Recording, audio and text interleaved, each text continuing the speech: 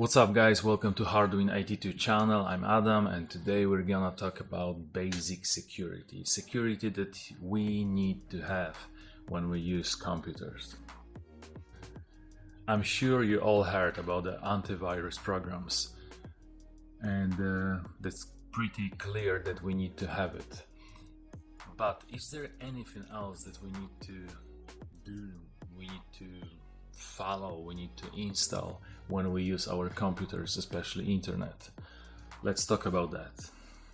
In today's video I'm gonna talk about 8 different things you should think about when you use your computer, especially internet. I will try to not talk about this too long. I'm just gonna give you ideas. I want you to think about that. I want you to do your own research. Basically, I want you to understand that antivirus is not the only thing you need to do. You need to have when you do something on your computer. So, number 1 is antivirus. Obviously, you need to have some kind of protection. If you use Windows operating system, you already have something. It's called Windows Defender. Windows Defender is an app already installed on your Windows 10 operating system and acts also as a firewall.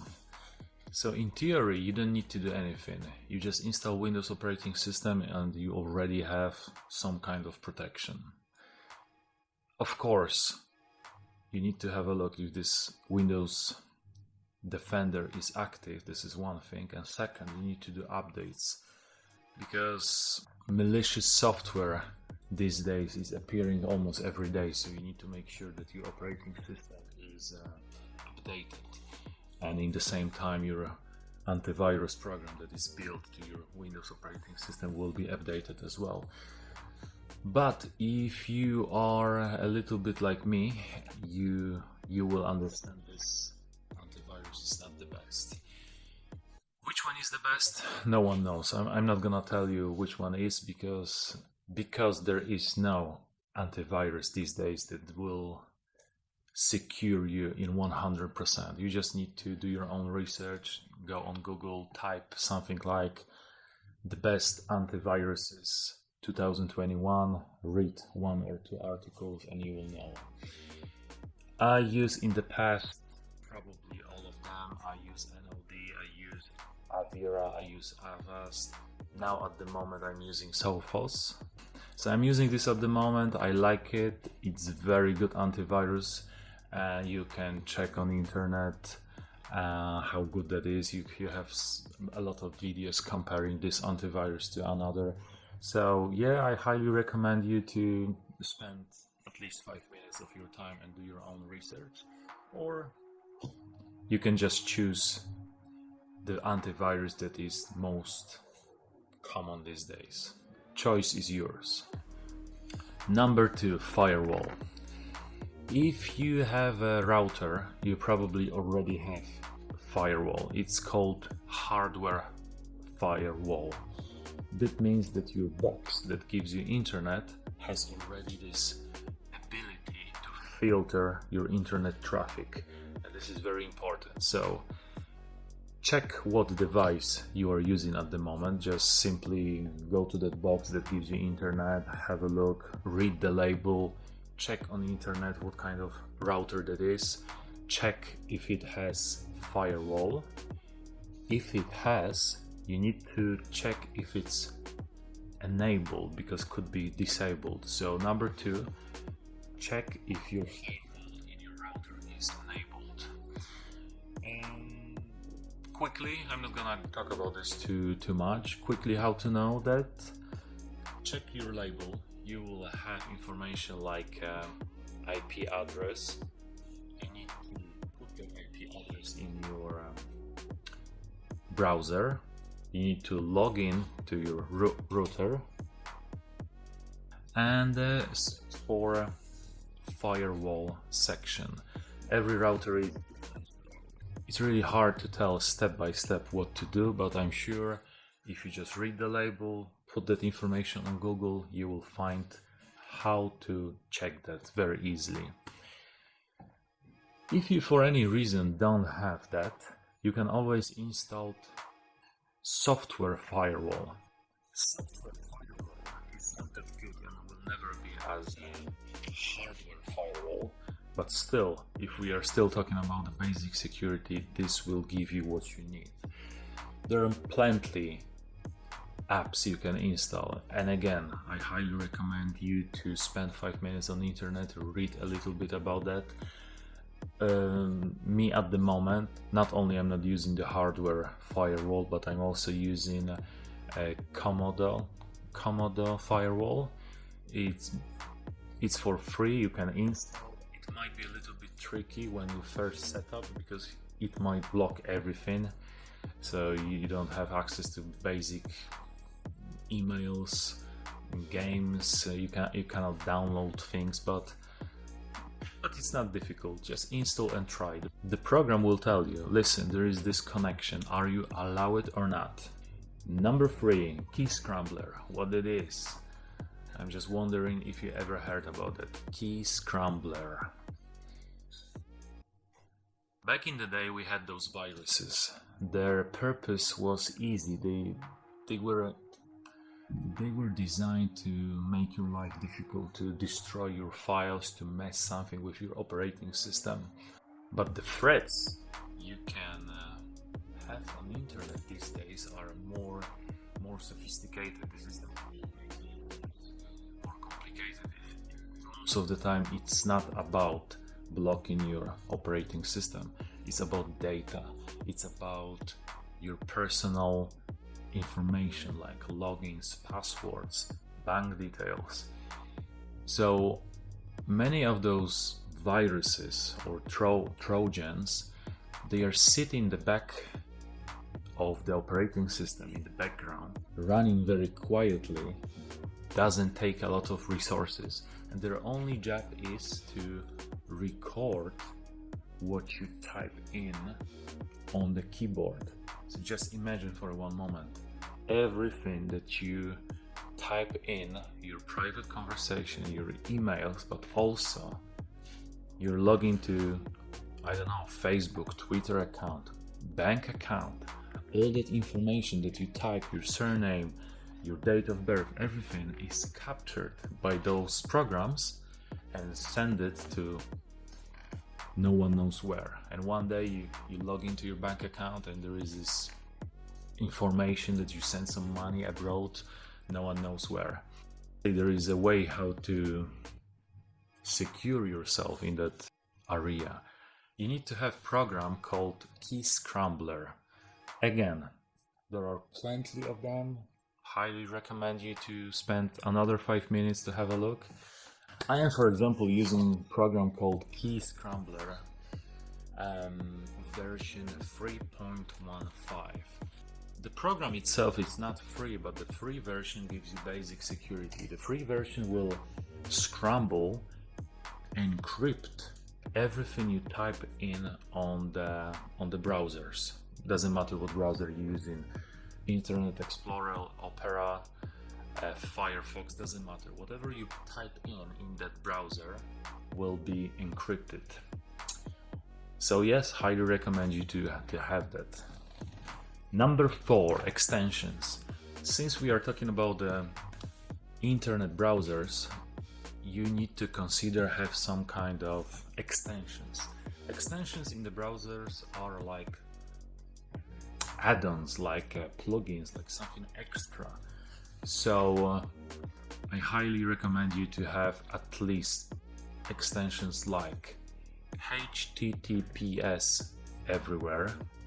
That extension will make sure that your connection is always secure. Quick tip, if you go to your bank account and you see in the title HTTP and that's it, you can be 100% sure that something is wrong. This connection is not secure. You need to have that S at the end. That means it's secure, it's encrypted. The connection between you, your computer, and the bank server is going through secure line, let's say. So having this extension will help you connect to those websites using that secure connection. One of the most famous ad blockers is an extension called uBlock. You can install that extension on any internet browser. If you have a Firefox, just simply put Firefox uBlock extension and probably the first result will be that extension. Just go in, install, that's it. This extension will not only block the ad, which is very useful, but since we are talking about basic security, this extension will also block third-party scripts, third-party cookies, all those things that they are tracking you, they are recording every move. But I'm not joking, they are recording everything. Just let's say you scrolling down their website, you're looking at the pictures, they are even recording how long you are staring at this one picture. Crazy. So you don't want that. You don't want that. And those cookies, the third-party cookies, they are on your computer and they are gathering info about you. They are checking what else you are browsing. So you can close that website. Probably you will never go to the website again. That little file stay on your computer and gathering data and sending the data no one knows where. So uBlock, HTTPS, and there are plenty of extensions you might use, but there's this one extension I want to talk about. It's called, for Firefox, it's called Container. You need to install that extension, and what that does is every page that you are opening will be opening in the different container. So let's say you go into your bank account. So there is this one container for a bank account. Then you go to Facebook page and you have another container. Imagine this as a massive box. Instead of putting cookies to the one box and they are mixed with each other, they are reading each other's data, sharing data. So instead of that, instead of having one box, you have plenty of little boxes. So every session, every website you are visiting, you can put to this different container. Common thing these days is to have one container for, let's say, banking stuff like I don't know, eBay, your bank account, PayPal in one container. Another container is for social things like Facebook, like I don't know, Twitter, Reddit, stuff like that. Another one is only for your emails account, and so on and so on. Whatever you decide, you can do it. Again, important because of those cookies. You can have extensions like cookie deleter, but this will make your life a little bit complicated, because once when you go to this website and you need to put your, let's say, ID number, and you close the website and you try to go again, that ID number will be gone because you have extension to delete cookies. So yes, you could choose the way to delete cookies every time you close the website, and there are extensions to do that for you. But again, this will complicate things. So if you don't want to type every time the ID numbers and login numbers,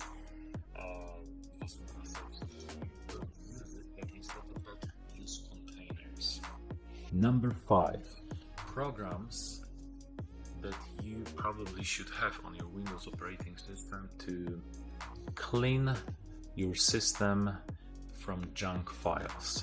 Programs like Privazer, BleachBit, CC Cleaner, those programs will help you remove junk files. And this is not only about the space, that's also about security, because if you once go to this website, this dodgy website, and this website will leave some malicious thing on your computer, you will have it for months or years before you even notice that something is wrong. So cleaning your operating system every now and then is a very good tactic. Number 6, update your operating system. Back in the day, I'm talking about probably Windows XP or Windows 7, I wasn't really a fan of making updates to the Windows operating system.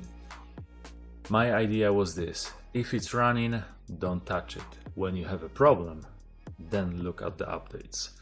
But these days, everything is different. You need to have the newest updates. Why this is important? Have you heard about the term called reverse engineering? Hackers these days are closely looking to the updates. They are looking at the operating system updates, software updates. They are looking into the source of that update, looking into the code, and they are trying to find out what that update actually do. And then they try to use that against the users without that update. There might be big update that was, let's say, a week ago, and you didn't do update on your operating system. So you, as a million other users, are in risk. If you're unlucky, you might be attacked by a hacker that already know how to use that weakness against you. So do the updates. Number 7, encryption. You should always encrypt your data. You should always encrypt your drive. When you have phone, for example, when you have an iPhone, your device is encrypted from the beginning. You set up your account, your password. If you lose your iPhone, someone else without a PIN number cannot have access to your data. So all your pictures, documents, and other apps, they are secure. You can sleep well because you have almost 100% sure that no one will get to those data. If you have Android phone, you need to go to the settings, look for encryption, and you need to make sure the encryption is enabled. Do that now, have a look if encryption is enabled. Trust me, do it. The same we can do with operating systems. For example, Linux operating system will ask you straight away after installing, do you want to encrypt your whole drive? And I highly recommend you to do that. With Windows operating system, it's a little bit tricky. There is this app built the Windows operating system, but only version Pro. If you're a home user, you will not have it. It's called BitLocker. So if you have a Pro version, you can go to the settings, the BitLocker app, and you can encrypt the whole drive. If you don't have it, still you have few choices. There are plenty software on the internet you can use. For example, one of the most famous app is VeraCrypt. You can install, you can make a container, so you don't have to encrypt the whole drive. You can just encrypt important data for you, like I don't know, documents, like pictures, because it's not important, like operating system files or games. Maybe you don't have to encrypt that, so you can leave it alone. And the last thing I want to talk about is something called alias emails.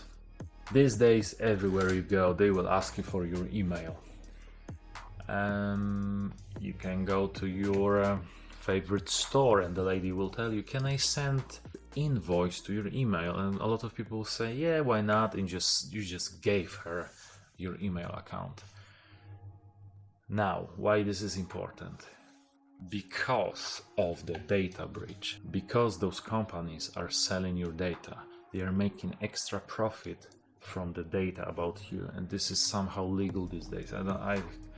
I have no idea how this is legal, but it is. You go to this place, they will ask you about your details. You're going to those places like the stores, or might be even your hairdresser. he will ask you, can I have your phone number, because I'm gonna, I don't know, send you some information about the promotion. You're like, yeah, why not? Can I have your email address? Can I have something else? Some hairdressers even ask about your address. Crazy. I've been in one place like this. I tried to have a haircut, and the lady asked me about my account here. I was like, I don't want to have account, I just want to have a haircut. And she was like, yes, okay, but I need to make account for you. And I was like, what kind of data you want? And she was like, your name, your address, your phone number. And I was like, whoa, I'm not gonna give you this. So before you give anything to anybody, even your email address, think twice about that. Sometimes we don't have a choice, but technology is on your side. So use alias. What that is, it's like a separate email. So yes, you can make another email. So you have your main one, you use it for bank accounts, Facebook stuff, whatever. You can create another one, and this another one you will give to those places you visit, and you have no choice because you need something from them, and they will force you to give the email address. So at least you have this second one. But have a look. Many email providers these days give you option to have alias. What that means? For example, you have email called johnsmith@yahoo.com. This is just example. If you go to the settings, you might have option to create alias. So they will ask you what name you want. So you will give something else, not John Smith. You will give something like Johnny Cash yahoo.com. So if you have this alias and you will provide someone with that alias, that email will be sent to your main account, but this time you have control. You have control because you can always disable that email. I will just give you an example. There is this dodgy website.